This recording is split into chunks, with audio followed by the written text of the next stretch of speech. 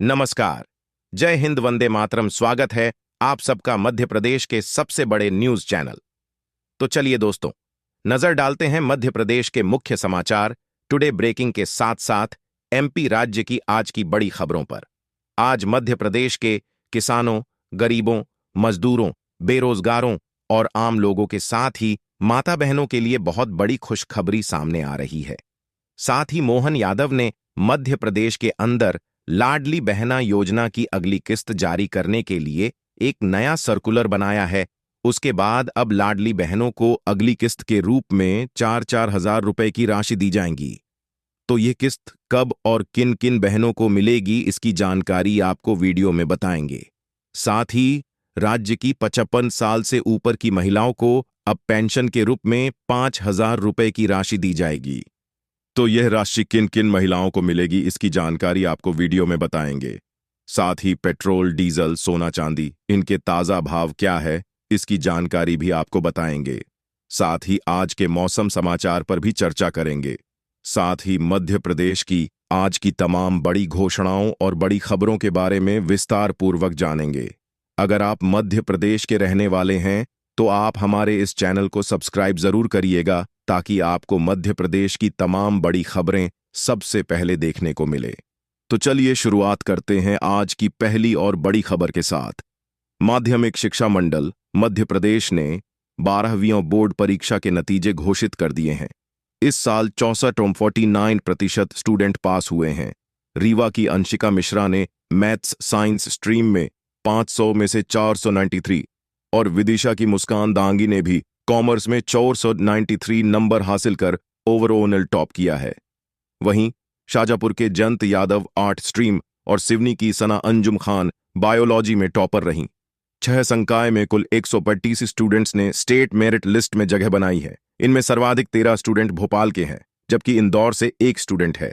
Regular students में 60.5% LDDDH के, जबकि 78.43% LDH कियां पास हुई हैं। इस साल पिछले साल की तुलना में 9.23% स्टूडेंट ज्यादा पास हुए हैं। 2023 में 35.36% स्टूडेंट्स पास हुए थे। 2024 में 12वीं में 18,22,000 स्टूडेंट्स शामिल हुए हैं। साथ ही नजर डालें अगली एक और बड़ी खबर पर। सोने और चांदी की कीमतों में आज बढ़त देखने को मिली है। India Boolean and jewellers association के अनुसार 10 ग्राम 24 कैरेट सोना 228 रुपए महंगा होकर 71,826 रुपए हो गया है।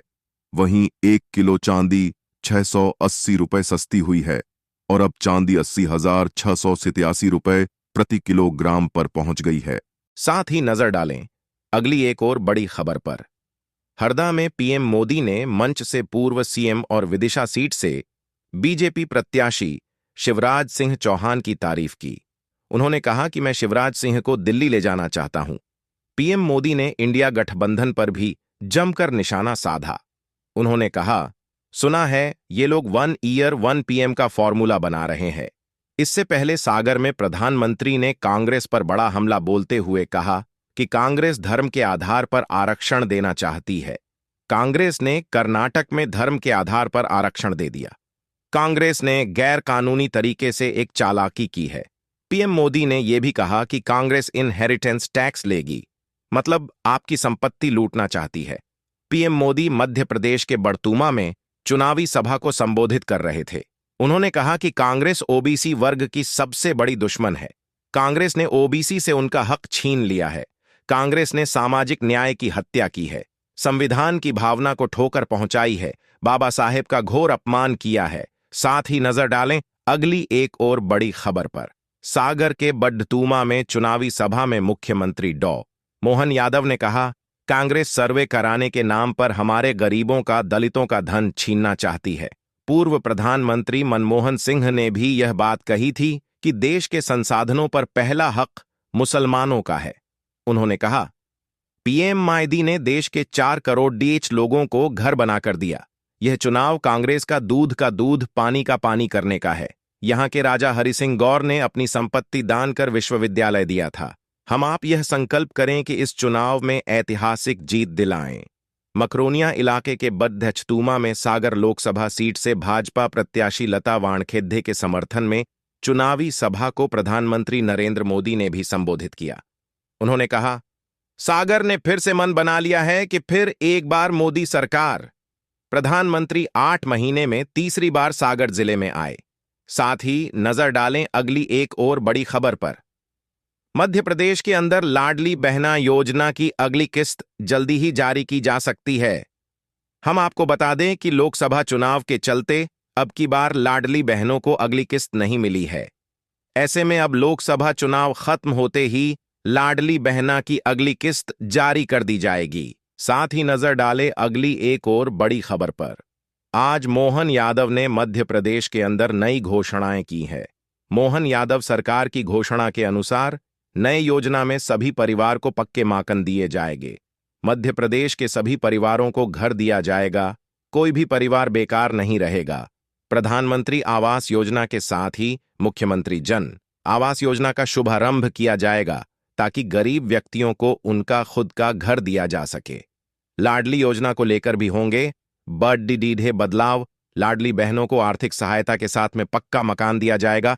प्रत्येक परिवार को कम से कम एक रोजगार सट्टा सब रोजगार के अवसर प्रदान किए जाएंगे। गरीब परिवार की छात्राओं को केजी से पीजी तक की शिक्षा बिल्कुल मुफ्त में दी जाएगी। इसके साथ ही उज्ज्वला और लाडली बहनों को RS-455 में गैस सिलेंडर दिया जाएगा। साथ ही नजर डालें अगली एक और बड़ी खबर पर। केंद्रीय गृह मंत्री अमित शाह 26 अप्रैल को राजगढ़ आएंगे। इस दौरान वे भाजपा प्रत्याशी रौद्दामल नागर के समर्थन में खिलचीपुर के स्टेडियम ग्राउंड पर दोपहर 12 बजे जनसभा को संबोधित करेंगे। गृहमंत्री की सभा को लेकर तैयारियां शुरू हो गई हैं। भाजपा के जिला अध्यक्ष ज्ञान सिंह गुर्जर ने बताया कि गृहमंत्री अमित शाह 26 अप्रैल को दोपहर 12 बजे हेलीकॉप्टर से खिलचीपुर आएंगे, जिसको लेकर तैयारियां चल रही हैं। मेला ग्राउंड पर हेलीपैड बनाया गया है, जहां गृहमंत्री उतरेंगे और यह से सीधे वो कार से स्टेडियम ग्राउंड में कार्यक्रम स्थल पहुंचेंगे।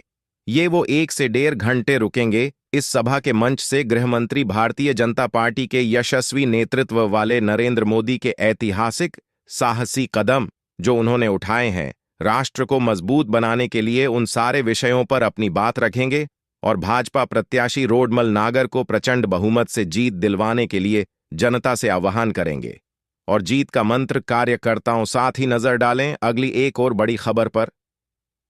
प्रधानमंत्री नरेंद्र मोदी बुधवार को हरदा में विजय संकल्प रैली को संबोधित करने आ रहे हैं। इस अवसर पर हरदा के किसानों की ओर से पूर्व कृषि मंत्री कमल पटेल उन्हें हरे मूंग और हल भेंट करेंगे। पूर्व सीएम शिवराज सिंह चौहान भी सभा को संबोधित करेंगे। किसान बोले, हरे मूंग आर्थिक प्रगति का प्रतीक है, इसलिए पीएम को भेंट कर रहे। मिनी पंजाब के नाम से हरदा जिले ने पूरे देश में अपनी पहचान बनाई है। यहां के किसानों ने गर्मी के दिनों में तीसरी फसल लेकर अपनी आर्थिक स्थिति को मजबूत की है। पूर्व कृषि मंत्री कमल पटेल ने बताया कि हरदा जिले के किसानों के लिए तवा डैम से नहरों में पानी दिया गया, जिससे खेतों में मूंग फसल में गर्मी में सिंचाई हुई और किसानों ने रिकॉर्ड मूंग उत्पादन किया है।